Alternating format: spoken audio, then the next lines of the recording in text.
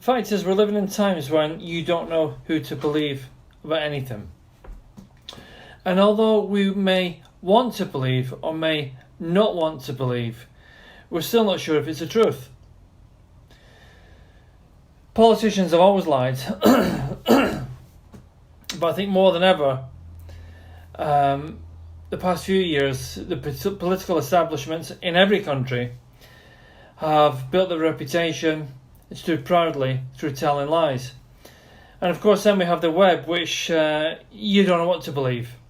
People recycle myth, recycle garbage, recycle half-truths, and of course their own internal excitement wants them to be the first to discover and the first to share this news.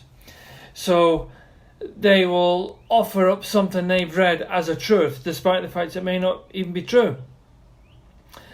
And the problem is with things like this coronavirus, who do you believe?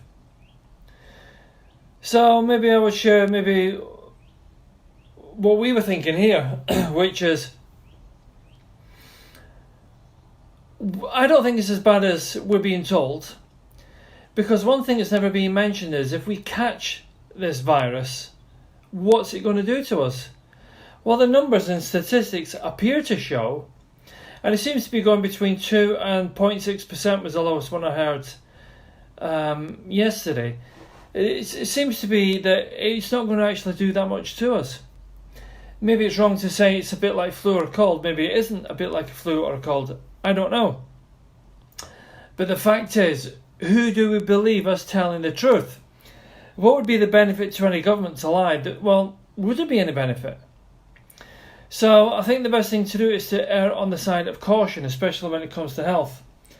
So last night we decided not to put Demna into nursery until things clear up a little bit, and reduce our one-on-one contact with people outside this house.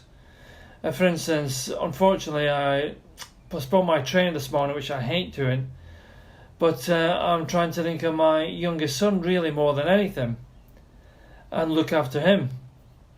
But you know what, this is a great time for us to avoid lies, half-truths and maybe truths at some level, and do something we don't normally do. Maybe we're being challenged. Maybe we're being asked to go back to nature a little bit. Maybe we're being asked to stand back a little bit and think a little bit more about the world that we're living in, the real world. I mean, if you go down to the park today and sit around the trees and just listen to the birds, I mean, the birds outside now are loud. Sit and listen to the birds. You'd be hard-pressed to believe that anything was wrong anywhere, because everything seems just fine.